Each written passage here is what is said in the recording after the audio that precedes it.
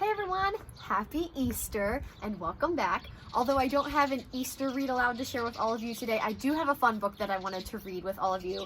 I ordered a bunch of books from my class library at school, and this is one of the free books that came with my order, and it's called Bravo, Anjali. And I really love the illustrations on the outside. I know you guys know how much I love illustrations, but I have never read this book before, so I'm going to read it for the first time with all of you. So I'm really excited. Bravo, Anjali. I'll bet Anjali knows. Right, Anjali? Why don't you show us since you're the star student? Deepak taunted. All eyes were on Anjali.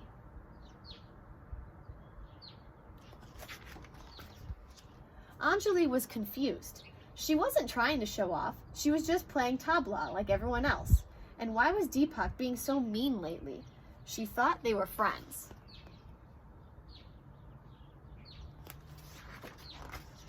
Anjali danced her fingers across the tabla to perform the composition in question. She closed her eyes and got lost in the music, as she always did. Anjali heard someone groan, and she stopped playing.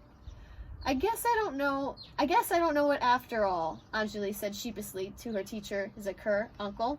Her stomach was doing flip-flops. That wasn't true, not even a little.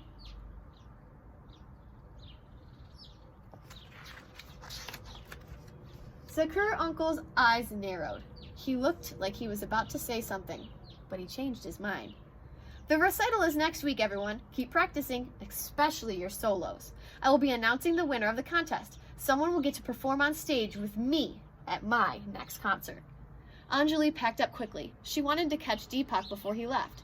As Anjali hurried over to Deepak, she overheard him playing a practice session with the others.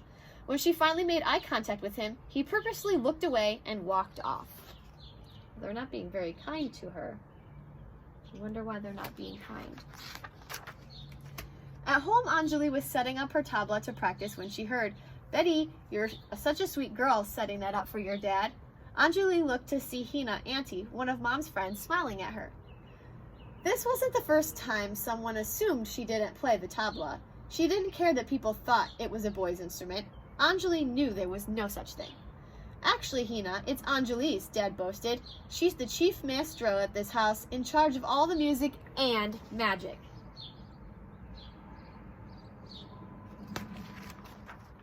The next day at school, Anjali overheard Deepak whispering to Mary, "People are only interested because she's the only girl in tabla class and they want her to feel special. She's not that good." Deepak stopped talking when she saw Anjali looking at them. "Deepak, why are you—" Anjali didn't get to finish.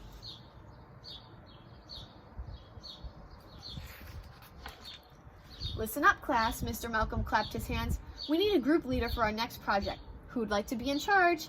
Deepak saw Anjali raise her hand and abruptly and called out, "I'll do it." "Hey, he can't just pick himself. That's not fair," Courtney argued. "That's not fair," Deepak mimicked Courtney. "Stop it," Anjali said sharply at Deepak. "Hey, everyone, settle down," Mr. Malcolm called out. "Is anyone else interested?" The class was silent. "All right then. Why don't you both be in charge? You can be co-leaders." Anjali excused herself and went to the bathroom. She does not look happy. Anjali took some deep breaths, but she couldn't relax. Her heart was pounding. Tina, one of the 5th graders, came out of the stall and saw Anjali. "Are you okay?" she asked. "I'm just having a bad day," Anjali stammered.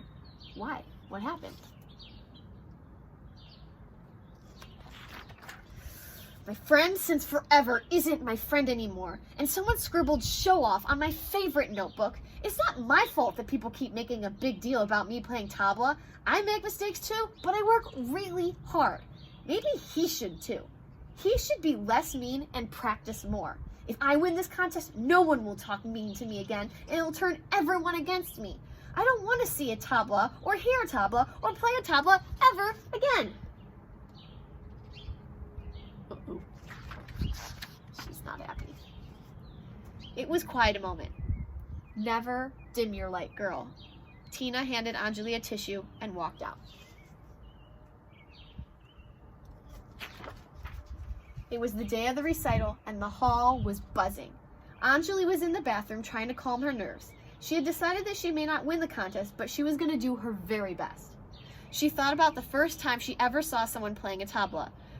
His hands and the beautiful sounds he was creating had mesmerized her so much, she had come home and made her very own tabla set out of an old yogurt container.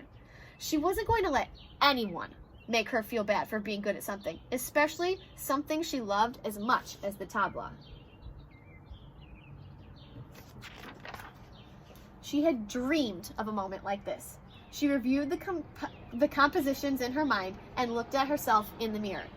I can do this.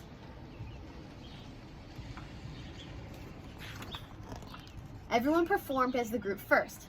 Then came the solos. When it came time for Anjali's solo, she closed her eyes and blocked everything out. Anjali was brilliant.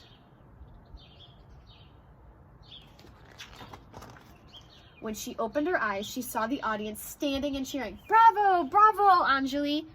Bravo, bravo. Secure uncle congratulated her on stage. She had won. How do you think she's feeling now that she practiced so hard and she won? Deepak walked up to Anjali. Congratulations. Thanks. Your solo was great, Deepak, Anjali said sincerely. Yours was better, Deepak admitted. They both were silent. I'm sorry for how I've been acting, Deepak finally said. You really hurt my feelings, Deepak, Anjali said honestly. I shouldn't have acted like that. I was jealous. I wanted to be the best, Deepak said bravely. I really am sorry, Anjali. Hey, maybe you can give me some pointers. My fingers got so tired. Sure, mine do too. They both laughed. As Anjali took one last look at the stage, she felt a tap on her shoulder. Bravo, Anjali. Bravo, Anjali. She turned to find a little girl looking up at her. I didn't know girls could play tabla, she said.